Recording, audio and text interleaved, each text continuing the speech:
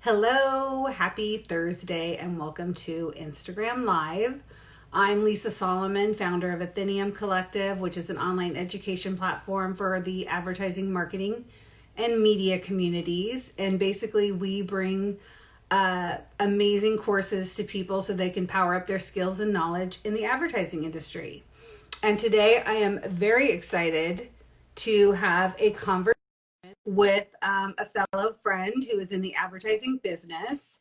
Her name is Jennifer Nottoli, and she is joining now. Yay! Hi, how are you doing? I'm good. How are you? I'm nervous, but I figured I'm excited to talk to you, so it'll all be fine. Yeah, I just pretend like I'm not even live. It's just like we're having a conversation, and I've been looking forward to this since we talked the other day because I Yeah. feel like, first of all, your career is amazing. Oh, thank you. Thank I you very mean, much. you've run account teams for some of the best brands, and you've worked some of the best agencies in the world. I mean, that's pretty cool when you look back on that. Yeah, thank you. You know what? When you're in it, it's hard to realize that, but thank you. I appreciate you saying that. Yeah, I mean, I It's think been that's great. cool. And I think it's really fun. Like, so I'm excited today. One of the things I like about doing this is I always find that I have just really interesting conversations with people. And it's like, I just want to share them because there's so many great stories, so many great insights, just so many ways that we can share with each other, like the things that we're doing and the things we're learning. And I love that. So it's one of my favorite things to do. So I'm excited that you decided to join me and do this. And I appreciate that. And I appreciate And you asking. That was very nice. and it's fun because a lot of times I'll interview people who I've actually worked with. And we've met in a totally different way than most of the other Yes. people. Yes, we I did. think we met in one of the best ways because Hmm. we have mutual friends. A big shout out to Lynn Loeb and Dennis Wilson, who Yep. have the best Super Bowl party Best parties ever. ever. And we met there. Our kids went to the same school, but were different ages. And it was fun because we got to talking at one of these Super Bowl parties and realized, wow, we're in the same You know business. where we really talked was the 12 dinner for 12 strangers that they had. Remember, they Oh didn't they yeah. just had friends over instead. Yeah, but it was a school party and it was at their house. Yeah. Oh, I love that one, Dinner for 12 Strangers. Remember that? Yes, that was I fun. love that. I actually think businesses should do that. Like, organizations. Yeah, I That think you're right. would be really cool once we can actually see each other again, which I'm hoping is sooner because Once we can go out, I know, because we're all getting lazy. Nobody knows what anyone's wearing, other than a shirt. It's like, oh, it's just, I have yeah, to it's a say, I crazy actually time. like that part. I like the part. You I'm only not see this looking part. forward to Woo! I'm not looking forward to the part when it's like you got to get back to real life and you're like, crap, now what do I do? Yeah, when I have to wear something that zips. Or shoes. I'm tennis shoes now. So yeah, it's gonna be funny. Anyway, Oh, but God. So thank you for inviting me. And I think what I've enjoyed so much is just even in the last few months, last couple of months, just having chats with you. And I think that's what's been so great is people sharing. And I kind of, it's part of what Grace is having, women 50 just own up to who they are and being okay with it and sharing their experiences. And because everybody learns from it. And so I think that's what I've appreciated so much in just our chats is we pass information back and forth to each other, and it's been great for me. So thank you for all your time. yeah, no, I absolutely love it. And I am ready to admit that I am 54 years old. But Yay! I'm 58, so I'm the older than problem you. is my brain and the No, way I I agree. act is still in my 20s. I'm just I as feel like I'm wild and crazy. 35. I feel I'm still 35, like when I had kids. And then I pass a mirror and I'm like, shit, I'm not 35 anymore. So yeah, Yeah, I exactly. agree. I mean, so that's the one thing that's always hard is that, I mean, I actually love being in my 50s. I do feel there's a freedom to all of Hmm. that, but it's hard to imagine, like, and luckily my body still does all the things I want it to do, but Right, it's the fact that my mind is still so, it hasn't changed at all right. And in I terms think, of, it yeah, still feels, youthful. My I would Sean agree. just said kids. I love that. Yeah, I mean, I just think we have to own who we are and be okay with it. I mean, you and I have both been in industries that have ageism issues. And I think it's just like, we just have to go, you know what? There's a lot of value that I bring to the table. And so to not shy away from it anymore. I mean, it was a challenge for me, but and I know people too, they always try to hide, and I've done it, try to hide ever saying how old you are. So I think we just have to own it, be cool with it, and own what we bring to the table. And hopefully more and more people will be accepting of that. So we'll Yeah, see. it's interesting because one of the reasons I started Athenium Collective was that, I had seen so often that once you got into your 40s and 50s, I could see that people were getting aged out of the business. And at the same time, I'm thinking, oh my God, these people know so much. They have so I know. much experience, so much knowledge. They know so much, and they don't even think about how much they know. And if I could just harness all of that amazing intelligence, all of that knowledge, and help people share that with other people, oh my God, what an amazing way to empower our business, which is one of the reasons why I created this. Well, and you and I talked about it the other day, that there was an event I went to where they talked about the difference between digital intelligence, DQ, and EQ. So digital intelligence and emotional intelligence, and that the best successes come when you marry the young and the old, because then you've got the people who are on cutting edge, because we need that, but you also need people who can run a business, read a room, make a presentation, know when to be quiet. And so it's that balance. And I'm hoping definitely. We see more of it. And we've talked about a few different organizations that are mixing it up. So, hopefully it'll happen. We'll see. Yeah, absolutely. So tell me, how did you get into advertising? Which, how did it start for you? Well, you're a Californian, right? Are you California born and bred? Yeah. Yes. See, I'm not. I'm from Illinois. I'm from, and when you're from the Midwest, you're like, this is the state. I'm from smack dab in the middle. And I'm from Illinois. I went to the university. And we all say our state like it's a hand. That's for hilarious. some reason. No, but anyway, so I went to University of Iowa, and I didn't know what I wanted to do. I just was getting a college education, and I took an advertising course, and I thought it was the coolest. And so I thought when I got out, I wanted to work in advertising. All I knew how to say is I want to work in advertising. Didn't know what it meant. I didn't know what jobs were there. And so I went to Chicago and I started applying for jobs because I could type. At the time, typing, we still had typewriters and not computers. And so I knew I could type, and I figured if I got in and typed, took a job as a secretary, I could figure out what was going on inside and then, work toward it. And so that's what I did. My first job was in Chicago at J. Walter Thompson. I met, Kurt, my husband, I met him the first day of my first job.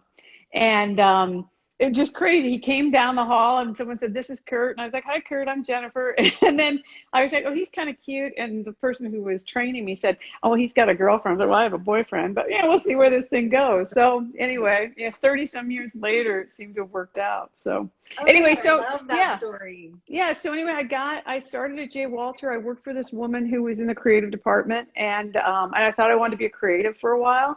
And she was a character. She was supposedly the first woman who was doing a razor commercial and put a woman in it, like Noxzema or something, whatever it was. She had some sort of claim to fame, and she was just a character, and I got to work for her, and she used to make me do horrible things. Like, she smoked, and so I used to have to always go buy her cigarettes. And I remember telling Kurt once, I'm going to buy a pack of cigarettes, so I always have them. He's like, no, you have to understand, she likes sending you. Like, that's the thing for her, is sending the young girl to go get her stuff. So I kind of learned right then, and I had to get the most humiliating things. I used to have to go down. There was a deli downstairs. So we worked at the John Hancock Center. There was a deli downstairs, and she used to always make me get egg salad sandwiches with the crust cut off. And I remember the guy would always say, the crust cut off. And I was like, it's not mine, it's hers. And I just decided then I was never going to make anyone do anything, I wouldn't do myself. So I would, so I learned a lot, and it was great fun. And I had some of those jobs at the beginning too, where I felt like it was really subservient. Like, I did not like doing errand things. Oh, it just was not and I knew my number one goal in life was to be in a position that I didn't have to do that. Right. Well, and she used to, I would watch her. She would pile like a big stack of magazines up. And then she would say, yeah, can you bring those by my house on your way home? And I'd be like, sure, because you don't want to carry them and neither do I. But you know what? It worked out. And I also found a way to balance it because we were in John Hancock Center. And there was a Bonwit teller, which used to be around a retail store. And so sometimes I would like, or if I went to go get her cigarettes, I'd go look at a couple cards. You know, maybe I'd see if I could find a card. So sometimes I would balance her stuff with my stuff so it wouldn't be so bad. But Yeah. yes, I agree. I decided I wasn't going to treat anybody like that. I'm with you on that one. So you worked, and how did you see yourself kind of growing within the, like, you think you want to be a creative? Right. Well, you And know what that's happened? not an easy thing to become, especially back then as a woman, right? Well, there were a lot of women there. I mean, yeah, but I put together, I took a copywriting course at Columbia College in Chicago, and then I started trying to interview to be a writer. And I found this is kind of what's crazy is, you know, Kurt was great. My husband is a creative director. So he would always, if I came up with ads, he would do the visuals for them. So I had a book and I'd go around and I'd interview, and I came really close to getting a copywriting job. But what was interesting is at the time, Minneapolis was on fire as far as great advertising agencies. And Kurt wanted to move there. He was interviewing, and I got a job at Fallon McGilligan. And I was going to work, which I thought, oh my God, this is fabulous. I got a job, and I was supposed to be Tom McGilligan's secretary. At J. Walter, I'd moved into PR because that's where they had kind of pushed Marion, who I worked for. And I was like, this is great. I want to be a copywriter, and I'm going to be typing scripts with some of the best copy in the nation. This is going to be fabulous. And so I was excited. I moved there. Kurt didn't have a job there yet. So I moved to Minneapolis by myself, kind of thinking, what have I done? I got there and they had moved me, I mean, talk about crazy, into the account department. Some other woman who worked there decided she wanted to be Tom's secretary. So they moved me into the account service department, and that's where I stayed. You know, it's kind of, ended up doing the junior account service training there, although I had to convince them that they should let a secretary do it. They were afraid, which is great, right? You can tell how old I am, 58. But anyway, they were afraid if they let me be, they thought I should be able to do it, but then other secretaries might want to do it too, you know? And it was just like, well, Wow. then let them, who cares? But, and one of my other friends did the same thing. But anyway, I went through that training program, became an account person, and then boom, just stayed an account person for the next 30 some years. So, you know, you talk about fate, and I found I have better, you know, my skills are more suited towards account service and client service because I would just sit in front of a typewriter going, what do I write? So it's worked out. It worked out the way it was supposed to. So in the client service side of it, then you're managing the account team that, or, you know, eventually it's a team, but at the beginning it's we as an agency win an account. You're on the team that makes sure that you have a great client relationship, and that you guys are fulfilling on the business, working with all the other departments, I assume, within an agency. And you worked on amazing clients. Yeah, you know, I was lucky. Yeah, and it's funny because you kind of fall in love with, it's like your first account. And it's funny, there was a client who's a very, very good friend of mine, Jeff Zeminski, who's on Energizer, or was at the CMO of Energizer at the time. And he had the same kind of experience, like that very first, and Federal Express, FedEx is what I worked on at Fallon.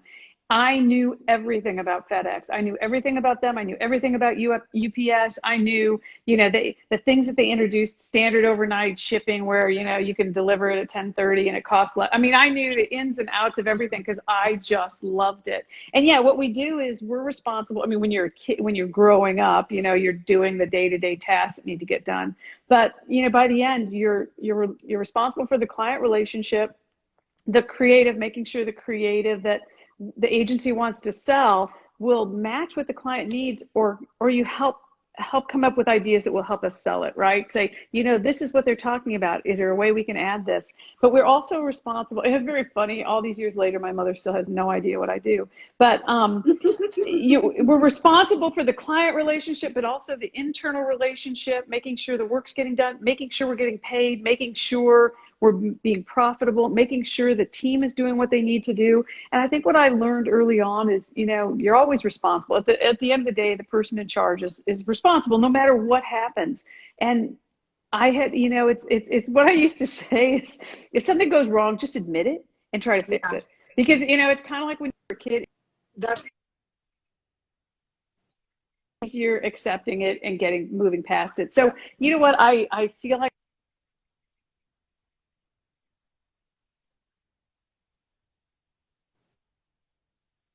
I may have too. The talent of people in our business is smart people, fun people, and you probably had it too. To me, advertising, it's a job, but it's not really. I mean, it's like a fun job, right? You get to interact with I people, agree. you That's get to laugh. And it wasn't like I went in, and I don't mean this against anyone, but like I'm not selling insurance all day, and God bless the people that are, but I get to go in and laugh and have fun and feel like I'm in a creative industry. And so, yeah, I've really enjoyed it. Yeah, no, it's true. And I think even if you were, let's say you had an insurance account, it's so much more I fun to did. figure out how to sell the Oh, yeah. insurance from an average point of view than Oh, actually to do yeah. it. That's true. It's the Yes. best business. Yeah. And, I know it's not rocket science, but it's been a lot of fun. Yeah, exactly. So you also have done a lot of pitching new Oh, business. yeah. Yes, I have. And you know what's so funny is we talked about this a little bit yesterday, and I've been thinking about some of the crazy stuff. It's like when you're in it, it's kind of like any of it, right? You're in it and you're in it and you don't think about it.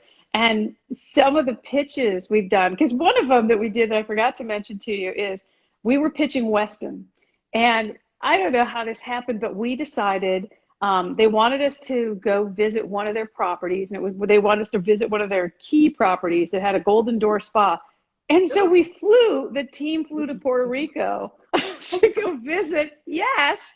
Can you Oh, that believe sounds it? great. I know. We flew to Puerto Rico to stay in this hotel, to go to this spa. And I remember my good friend Mia who's still good friends with me now. She was the head planner on it, myself. And then there was a media person, and we were all going to get massages, but we're all standing right by this fabulous looking jacuzzi spa thing. And we're all in our robes. And then we were just like, screw it. And we took off our robes, all hopped in naked because it was just part of the experience. But yeah, it's crazy. And the one I think I mentioned to you was we pitched Universal Studios. So we go and get a tour of Universal. And then, we're there a couple more days. And so I go to check out the competition, right? So I go to Disney. And this just seems crazy. Like I'm at Disney World, whatever the one is in Florida, by myself. I'm walking around Disney World by myself, feeling like the biggest loser. And it's funny, I had a client, one of my other clients later said, he used to have to do it for something. He goes, you feel like a pedophile. Because, I mean, like, who's by themselves at Disney? And the creatives went and golfed. They're like, we're going to golf. And I was like, and so honestly, it was the most it was pretty kind of one of the more humiliating things, because I'd sit there pitiful. I'd be in line and they're like 2, 4, 2, 4. And I'd be like, 1. And then I just hope, like on the log ride, the people didn't mind me sitting in the last row. I mean, it was just, and the worst was like Mr. Toad's Wild Ride. Cause you go, whoa, whoa, whoa. And then all of a sudden you come around the front and I'm the only one sitting in the car. And it's like, I mean, I just look like an idiot. So anyway, so that was, so yeah. But it's, I was very, very fortunate. I got to, do a lot of things and go a lot of places, and just live through crazy stuff. Crazy stuff. I could so see that. I think what's so interesting is, and that's one of the fun things about, working on a brand, is whether it was FedEx or whatever, like you had to know it inside. Oh, it inside out. Yeah, exactly. Yeah, and one of the Energizer. I mean, honest to God, I could go on and on about batteries forever and tell you which battery for which devices. And I have our friends, whenever they come over Christmas, I always gave them flashlights, Energizer flashlights, and a bunch of batteries. I was like, you could never have too many. And Principal Financial Group, another one, I just would, and then, tell people like, well, this is why you should have this in your 401k. It becomes interesting when you know it. So it's a lot of fun. I can see why you would be so good on the team. I mean, just that's the nice. Fact that you know it, but you enjoy knowing it. you like batteries. I know. It's kind of, you just have to make it fun. I mean, oh my God, one time I worked on years ago, and this, I think I drew the line at it. Whiskas, and the Whiskas is a Mars brand, and it used to be out here in Vernon. Cat food, right? Whiskas is cat, and the one guy, the one client, Mr. Big, like, I eat the cat food. So you were supposed to prove yourself by eating cat food. It's like, I'm not eating cat food. Like, I don't get paid enough money to eat cat food. It's like, you can do that. They're paying. I'm not. But yeah, it's just, silly stuff like that you get your stuff and you're like, I'm not doing that. And then, oh my God. One of the things, Uncle Ben's, it had Uncle Ben's rice. And at the time they made these rice bowls and, whatever. And we were trying them, we'd gotten a freezer to hold them. We were trying them and we ate a bunch of them. We were all sick. We looked, it had like 600% of the sodium you were supposed to have in a day because they're just full of salt. And I don't even think they make them anymore, but it was well, very, that was Ben's originals too. It's not even Uncle yeah. Ben's. Well, I know. Yes, I know. I'm sorry. I didn't keep the PC on that. Yes, Ben's. Yes. Ben used to sell these bowls, and yes, I had those. But yeah, you just end up doing all these silly things and try silly products, and yeah, it's all good. That's so crazy. I mean, you have the best stories. I mean, we could spend hours. I know. We need to do another one of those things at Lynn's, and just we'll just share story to story. Oh my God, we definitely need to do that. So let's talk a little bit about what you're doing now, because good. What you're doing right now is incredible. So you're the managing director at Grace Creative. You might need to get Kurt off of any of the internet because sometimes your internet goes slow. Yes. I know. I told him he's not on anything. I know, because sometimes you're slow too. I said, don't touch anything. I don't think he does. I don't think he's on it, but yeah, hopefully we're good. We just have a few more minutes. That's fine. Okay. Well, Grace Creative. I know you want. So I'm going to say. Yeah. I will. I'll tell you. I'll do that, and I apologize about the internet stuff. Anyway, I'm going to do a quick side view though. This side of the house, and Avery, my daughter Avery, she used to always be on the neighbors. The neighbor had an open Wi-Fi, and so whenever you came to this side of the house, you would just be on the neighbor's Wi-Fi. But the lady has since locked it. Otherwise, we'd have no problem if I could still. Avery was stealing it for years. Anyway, Grace Creative is amazing. It's started by Susan Colby and Kathy. Susan and Kathy are great. They started it a few years ago and really focused. So it's woman owned, and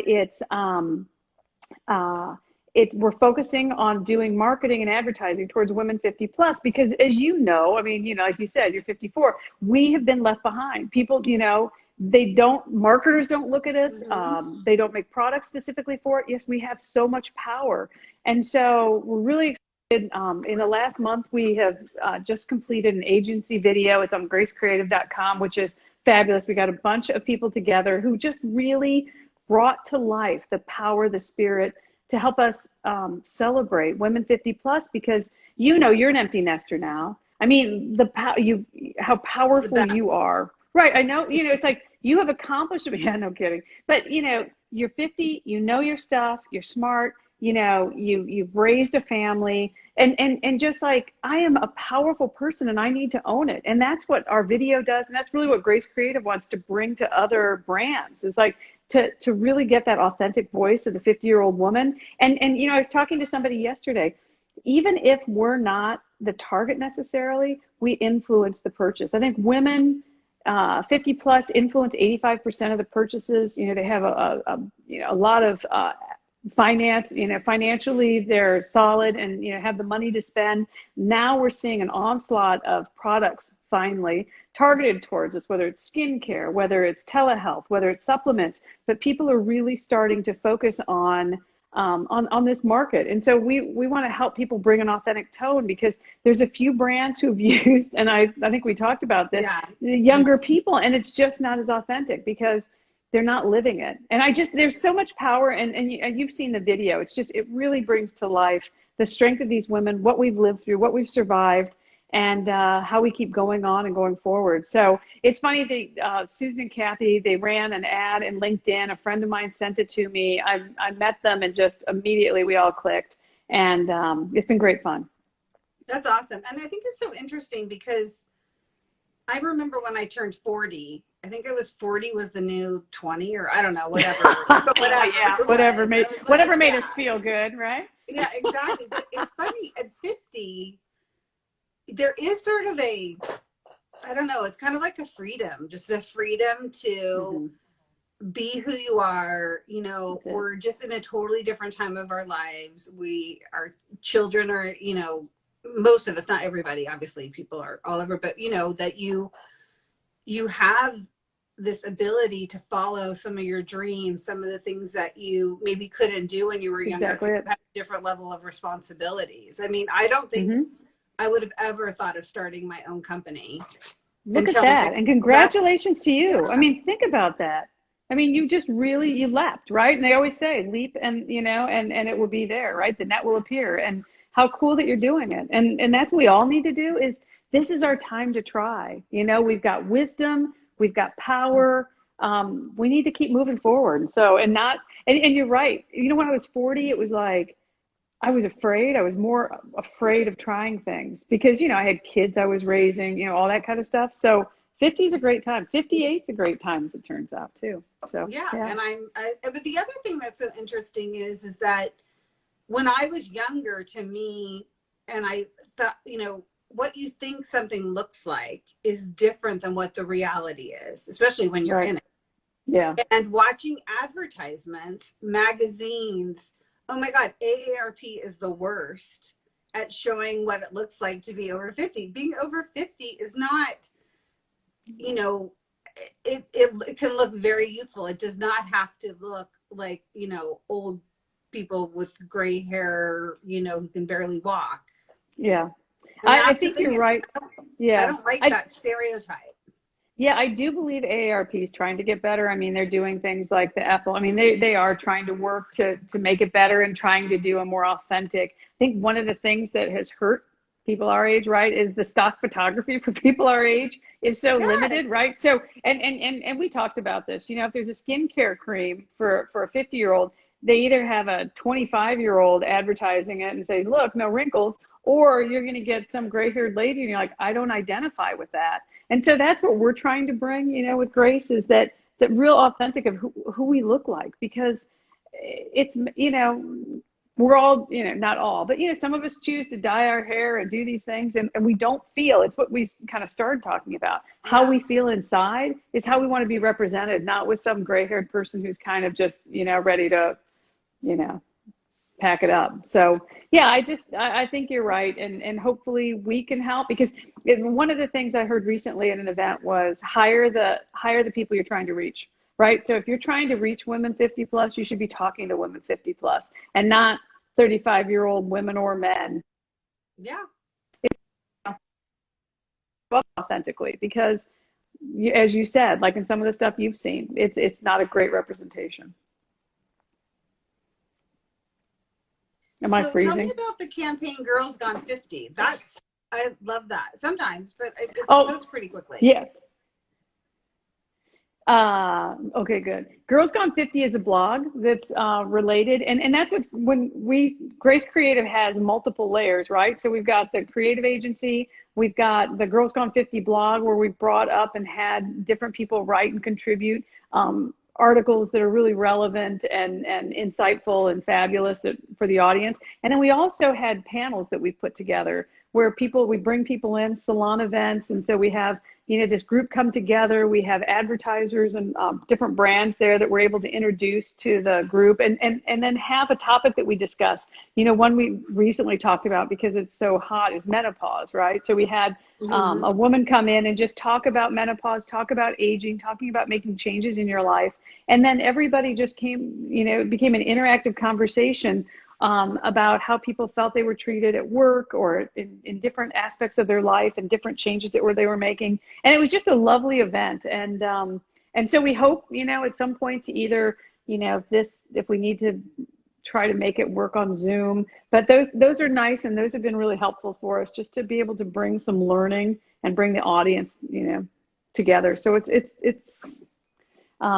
been great. It's like focus groups too. Like if I'm a brand, exactly, trying to understand how do I connect with, you know, it's like who better to hear from than the people who would be buying your products. And I do agree. I feel like so many ads are no longer targeted to us, but we have, you know, in most cases, you know, for a lot of people, disposable income. If we didn't have COVID, we'd be traveling. We would you know, be buying our, you know, new cars or whatever it happens to be and going places. Oh yeah, but it's yeah, exactly. I mean, it's everything, right? So whether it's, you know, wine, food, and you know, one of the things when I was talking about menopause, sometimes Susan, Kathy, and I have these conversations about it is we're the first group of people who were even talking about it. You know, like our moms didn't talk about being in menopause because it was kind of something to be ashamed of. And I Yeah, think whether it's through the salon events or just in general, we should all talk and share more, because then we can all learn. And that's you know, it's like finally go, you know what, I am in menopause. I do have hot flashes, or I don't, but just own it and be okay with it and not kind of be ashamed. I was in a meeting when I was still at Chiat, and I remember a person who was younger than me and had young children. She was talking about how her daughter was always hot. She goes, I think she's going through menopause. And then she stopped, right? Because she was horrified, because obviously I was the only one in the room that would have even been close to it. I was like, whatever. But, you know, we should just own it. It's just a part of life. It doesn't, you know, there's ways to make it better, and just all of the experiences we have, we need to share and have I a totally agree. community and grow, all grow together. And I that's am the way it's going to totally be. with you. Exactly. Yeah. So looking back, what would you say to your younger self now Oh my that gosh. To you, my younger self, what I would really say, and I wish I had been this smart, is just run your own race. You know, I was more focused on what other people were doing. If people were getting promotions, I thought people were getting more money. I should have just been set in who I was and been confident. I wish I had more confidence to yeah, say, you know what? You're great. You are great. And just keep doing what you're doing, and it's going to work out. And I wish I had been confident enough to bring my voice to the table. You know, sometimes, and I think it's a little bit of how you grow up, and, you know, like, oh, women are supposed to, you know, not speak until spoken to. And, you know, and Glendon Doyle has written a great book, Untamed, about how we were kind of supposedly fit in these boxes. Like, society kind of put us in these boxes. And I think we need to break out of the box and just bring our value to the table and be proud of it. So I would say just focus on you. That would be what I would say. and do you tell that to your daughters? I try to, and you know what, I hate to say it, like sometimes through Instagram posts, because, you know, like a mom saying, "Oh, honey, just be you," you know. But sometimes through Instagram posts or stuff, I'll send them like little Oh, reminders and stuff, just to, you know. And as you know, like my youngest, because she spent a lot of time at Lynn and Dennis's. I mean, she's her own person, you know. which So I anyway. love that about her, and she's super talented too.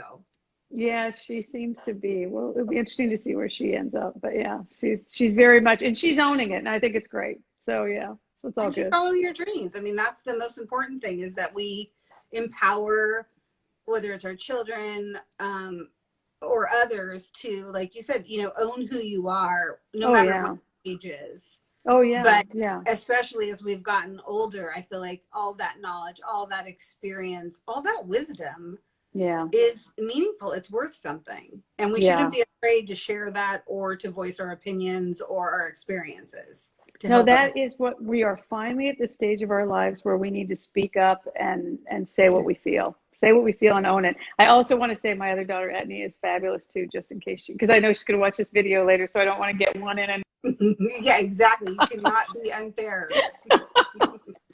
I know, and I love my dog who's sitting here by me. Oh, that's hilarious. There, everyone's covered.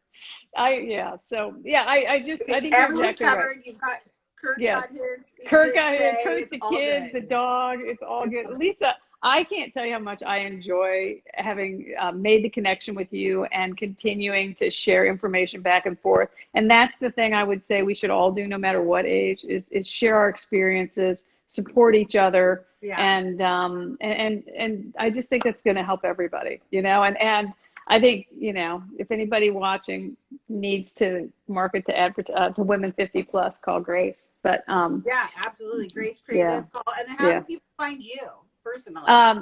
Well, find me personally. You know, you can find me through the website of gracecreativela.com. Okay, I'm perfect. there.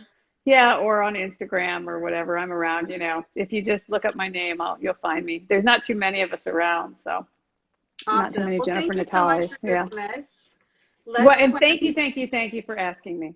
Yeah, and let's get together soon, hopefully Yes, over wine. yes, yes, in person or over Yes, Zoom. Okay, exactly. cool. Awesome. All right. Thank you so Okay. much. I Thanks will for your talk to you time, soon. Lisa. It's been great. Okay, All see you. right. Bye bye. Bye.